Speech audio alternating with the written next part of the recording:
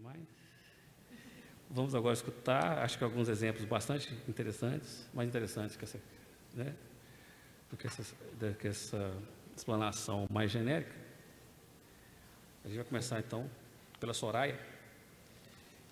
Acho que já foi apresentada, né, Soraya? Para quem não conhece a Soraya é auditora fiscal, né? Nossa conhecida aqui em Minas, assessora especial da Receita Federal do Brasil. Opa, estou vendo o Rony, estou igual a Helena Eustáquio lá. Ela não é assessora, isso é o jovem Rony. Eu sou o Júnior, mas o jovem é o Rony. Uma carreira brilhante, tão jovem. A Soraya é coautora de diversos artigos e blogs com temas relacionados à gestão fiscal. Auditora fiscal da nossa Receita de Minas Gerais, aposentada. Já foi superintendente de arrecadação, já foi chefe da TI, né? E é pós-graduada em gestão de informações e gestão de projetos. Com uma forte atuação agora junto ao BID, ela vai nos trazer aí alguns exemplos interessantes. Tá bom?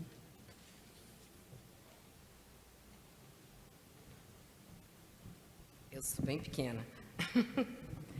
Bom, gente, então, boa tarde, né? Primeiro dizer que eu estou consultora do BID, mas eu sou auditora fiscal da Secretaria da Fazenda de Minas Gerais com um enorme orgulho. Tudo que eu aprendi, tudo que eu cheguei até aqui, eu aprendi nessa casa, né? E fico ainda mais orgulhosa quando eu vejo tanta gente aqui discutindo um tema tão árido, tão essencial, né? Um Estado, pessoas que estão preocupadas com isso. Isso é, para mim, um enorme orgulho. Queria parabenizar, agradecer e parabenizar a Sindifisco e a FENG por essa iniciativa genial de fazer esse seminário.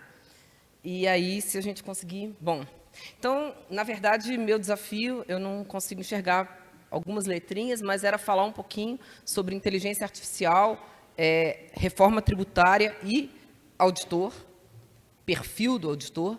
E, em princípio, né, são 3 peças do quebra-cabeças que a gente vai falar assim, ó, mas onde que essa colcha de retalhos ela se remenda?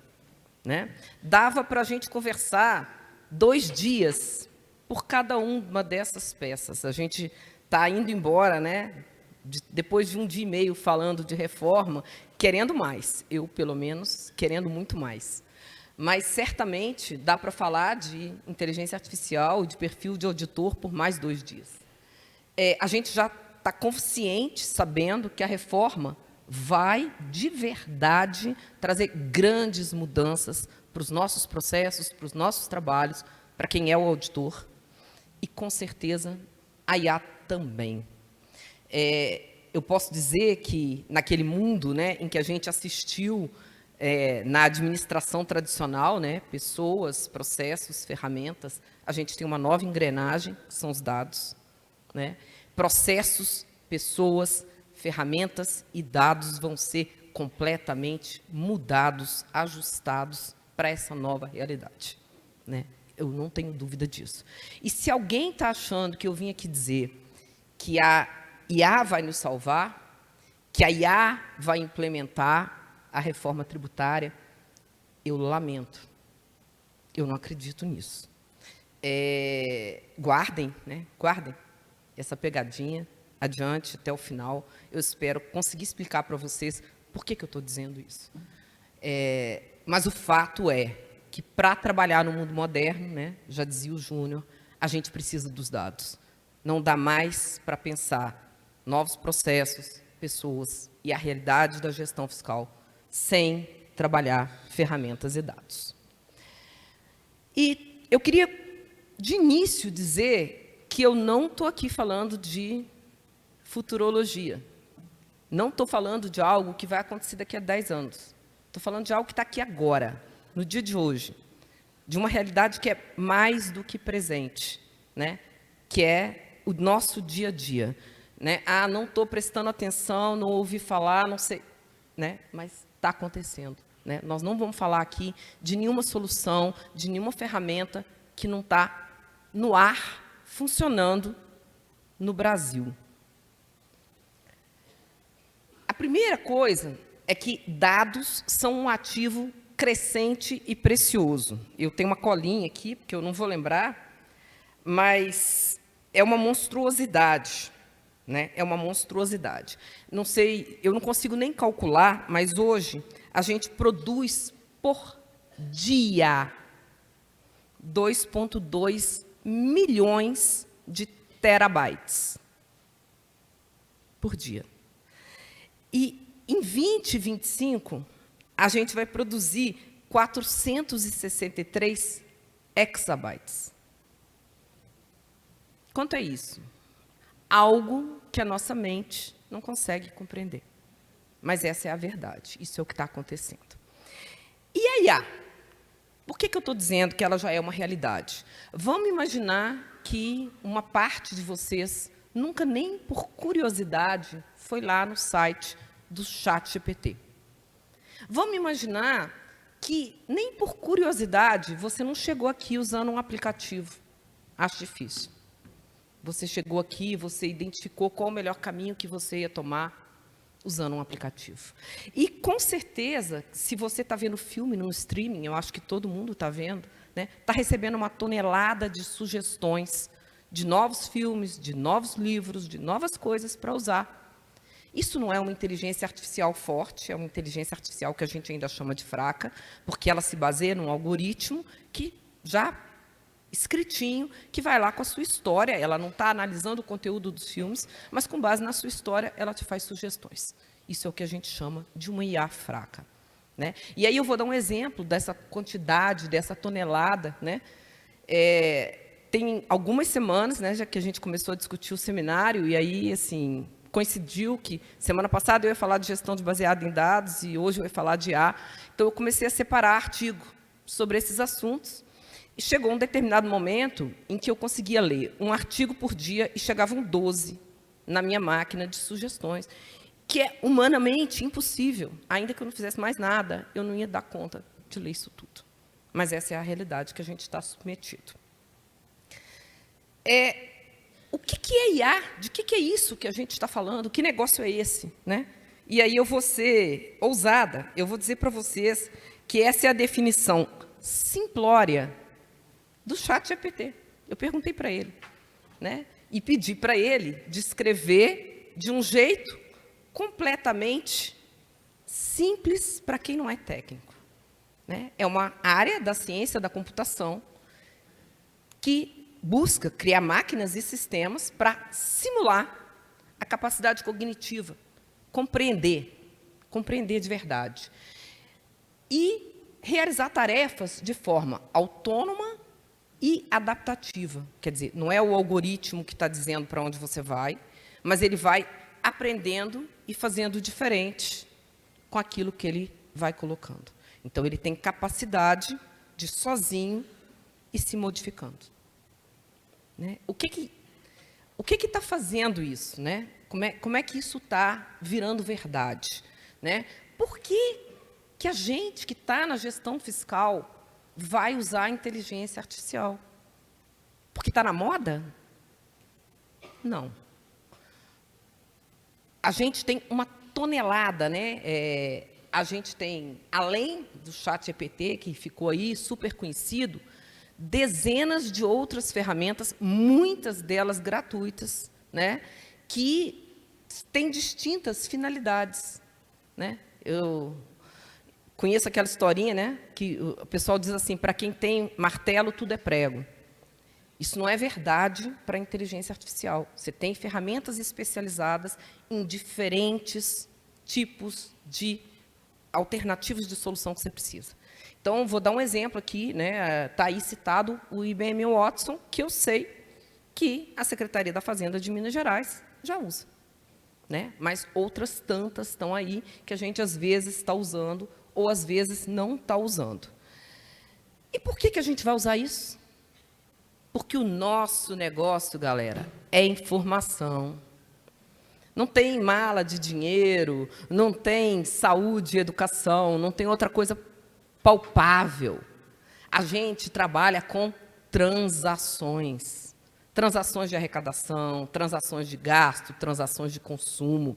Então, não tem outro jeito nesse universo, nesse mar de dados, de trabalhar, se não for com as melhores ferramentas. Por quê?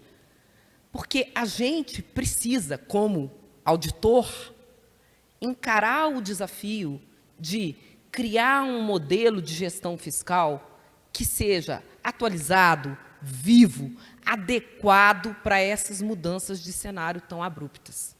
E o único jeito de fazer isso é usar todo o ferramental que a gente tem, é usar todas as soluções que estão disponíveis para a gente ser cada vez mais eficiente, especialmente num país como o nosso.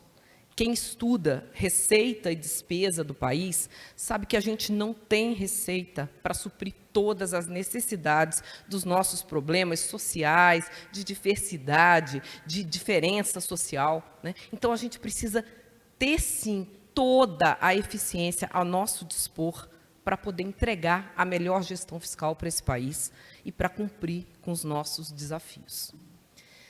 Aí, eu acho que vocês não vão conseguir ler, está meio pequenininho ainda, né? Eu vou falar um pouquinho de como é que IA está sendo usado nas administrações tributárias do Brasil. Está sendo usado primeiro, né? O grande uso é trabalhar com grandes volumes de dados. Essa é a grande sacada. É dizer assim, olha, há 5 a 10 anos atrás, a gente não conseguia trabalhar com esse volume, a gente não conseguia, a gente pegava pequenas amostras, a gente colocava lá pequenininho, e hoje isso é possível. A gente tem ferramental que torna isso possível. Então, aí vou contar uma historinha para vocês, uma das outras soluções que a gente está vendo aí, e que vários estados já estão apostando nela, é usar a IA, usar a inteligência artificial para atendimento, orientação, apoio aos contribuintes. Então, vou contar uma historinha, né, que a gente, vários estados já estão pegando assim, toda a história que eles têm de legislação, consultas, acórdãos, orientações, manuais, o que estava lá nos nossos antigos call center, como script, jogando lá dentro, no ChatGPT e outras soluções também, para gerar orientação automatizada.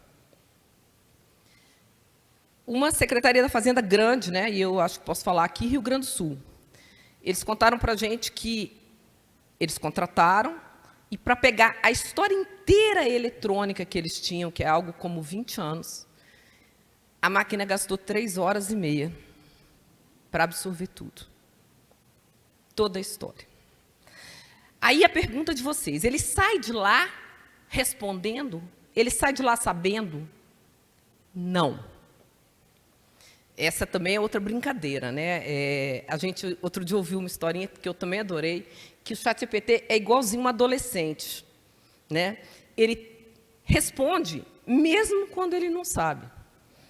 Ele tem certeza que ele sabe, né? Então, esse é o problema das pessoas que estão consultando esse negócio de forma indiscriminada. Porque ele pode te responder uma asneira, ele pode te responder algo com base no conjunto de dados que ele tem, e que nem sempre está completo, que nem sempre está perfeito. Então, para esses casos, o que está sendo montado, né, é uma tutoria. Alguém um grande número de pessoas que sabe muito do nosso negócio, está testando a máquina, está fazendo perguntas capciosas, está pedindo orientações muito estratégicas e está vendo qual é a bobagem que eles estão dizendo antes de jogar isso para o público. Para ver assim, isso falta, isso ele ainda não sabe, isso ele precisa melhorar. Mas na hora que você vai ensinando, ele vai ficando cada dia melhor. E ele faz com que alguns desafios nossos, né, de responder, atender nesse universo desse nosso imposto tão complicado, se torne simples. Dá para fazer isso, dá para jogar isso na praça sem supervisão? Claro que não, gente. Mas isso resolve um grande pedaço do caminho operacional, né? Então, vou dar outro exemplo. A gente sabe, né, também de ouvir que várias pessoas físicas estão usando, né, ferramenta de IA para escrever melhor, para melhorar seus acórdãos, para melhorar seus termos de referência, para melhorar suas respostas. E isso é um super risco institucional, galera.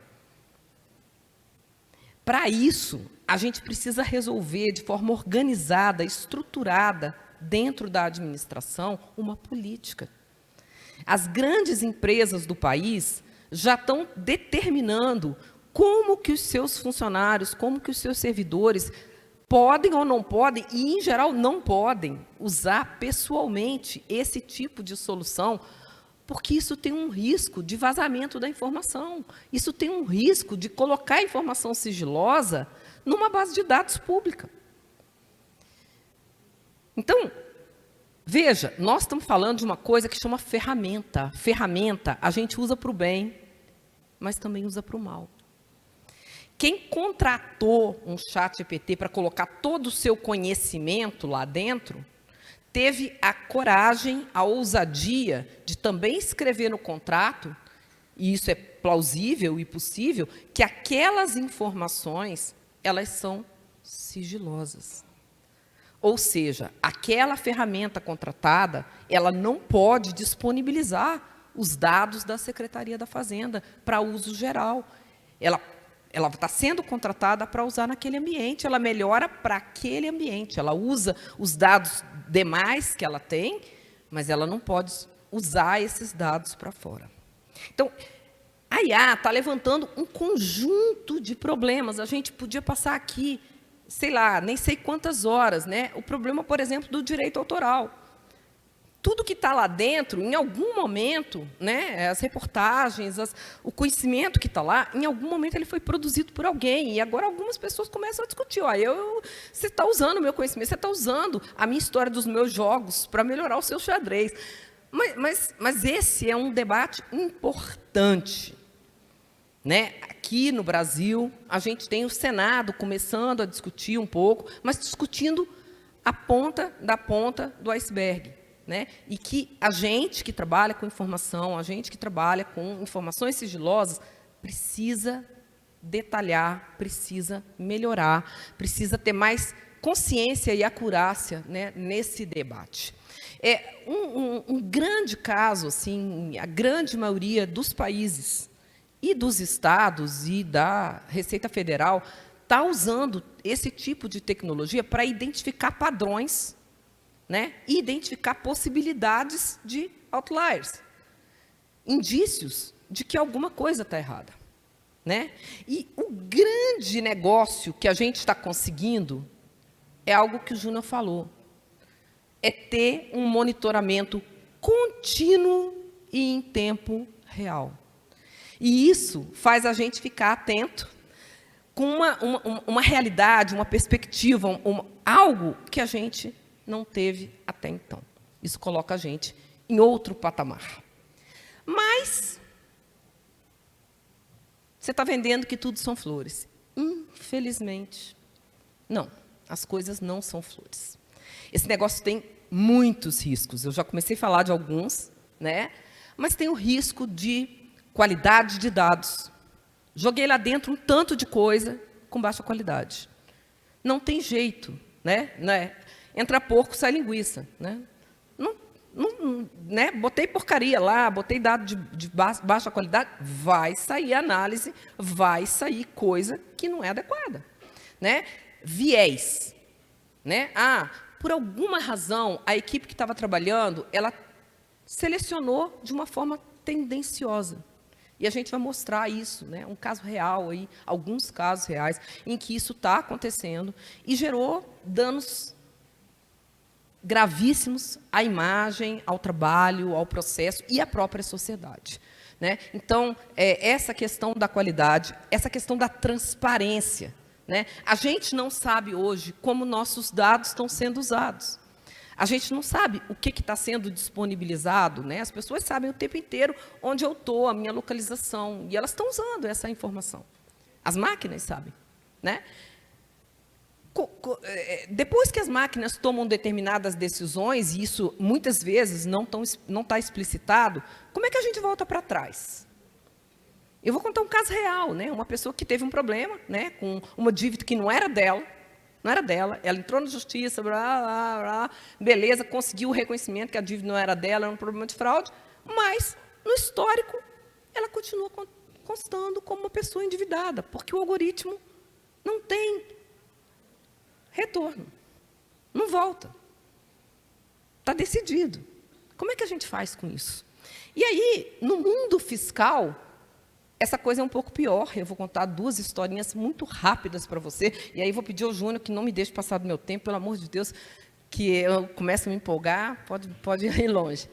Mas, assim, esse caso é um caso emblemático, a gente tem falado dele bastante, né? A Receita Federal dos Estados Unidos, agora, em 2023, acabou de reconhecer, né, que, por algum viés, ela não trabalha, não tem dado racial na sua base. Nunca teve.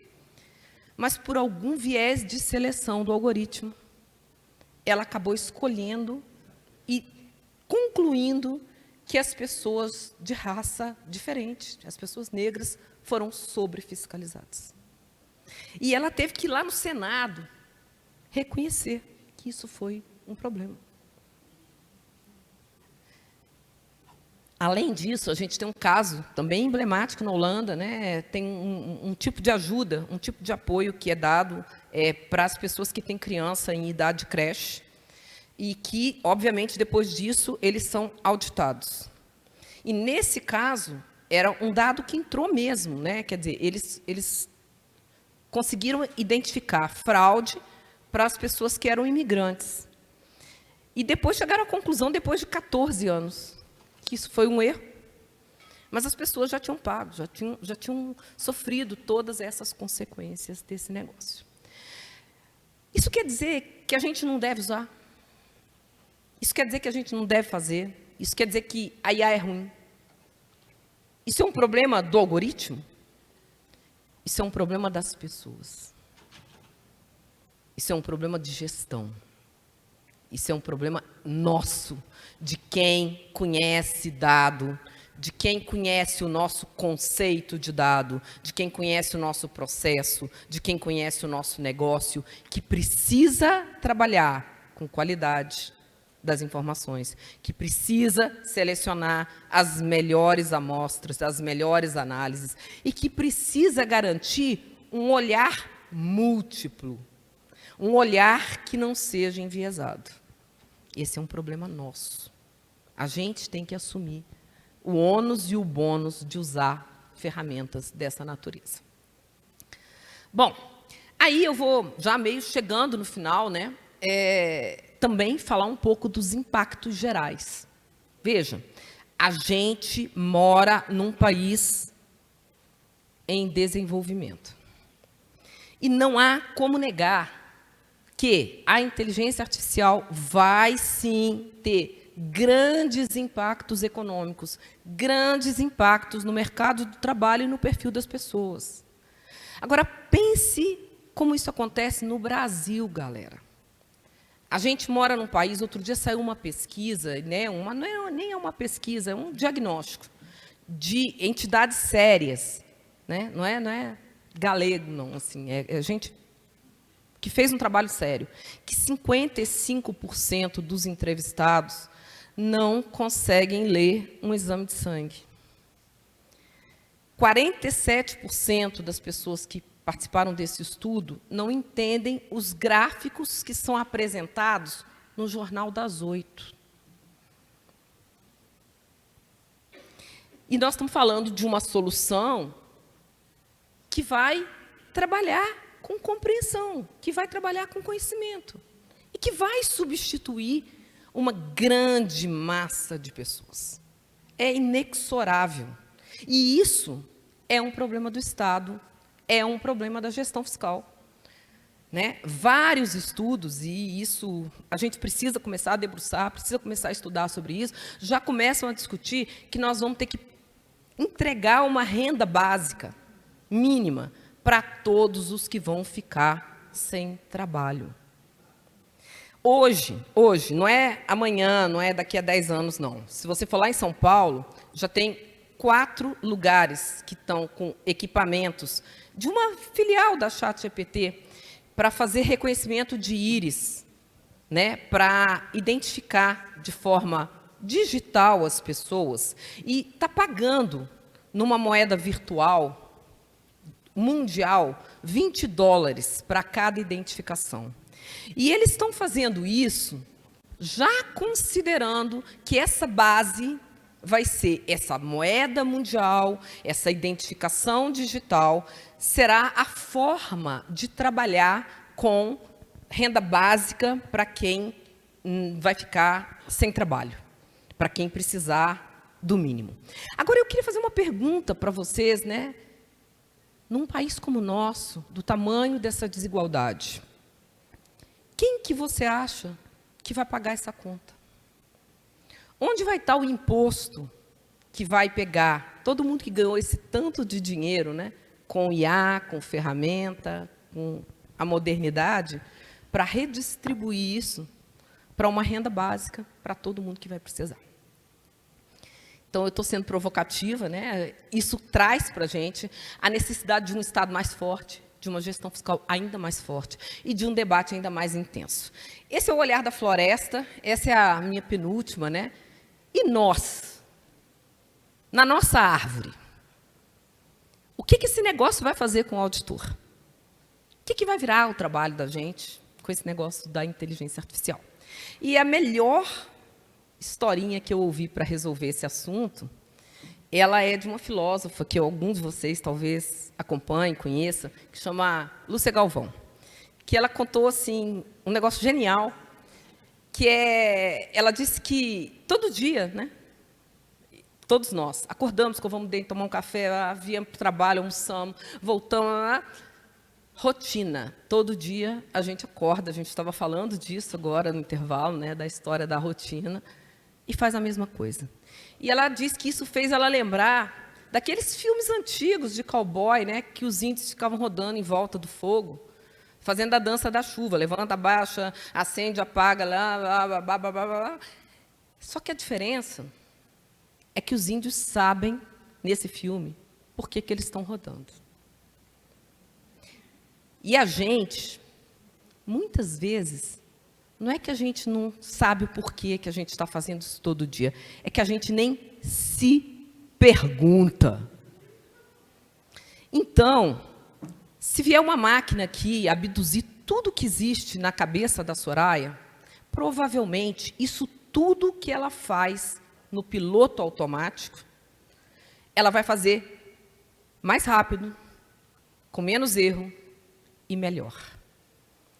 O que ela não vai fazer, e a gente não pode dizer que a máquina está vindo tomar o lugar da gente, porque é a gente que está tomando o lugar da máquina. A gente é que está brincando que a gente é robô.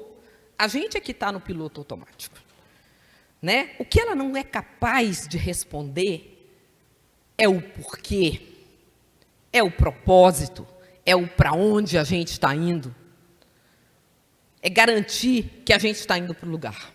Então, se vocês me perguntarem qual que vai ser o papel que vai sobrar para o auditor, esse que está aqui, ó. Esse tanto de gente que está aqui discutindo, qual é o novo modelo, qual é a nova solução, como é que a gente enfrenta os desafios que a gente está aqui hoje. Esse é o perfil que vai sobreviver. É o perfil que está, de verdade, usando as ferramentas para chegar no seu melhor modelo. Então, eu queria terminar dizendo que insanidade mesmo é a gente continuar fazendo o que a gente sempre fez e achar que vai chegar num resultado diferente. Eu espero que esse pontapé desse seminário leve a gente a muitas discussões profundas sobre os nossos grandes desafios sem piloto automático.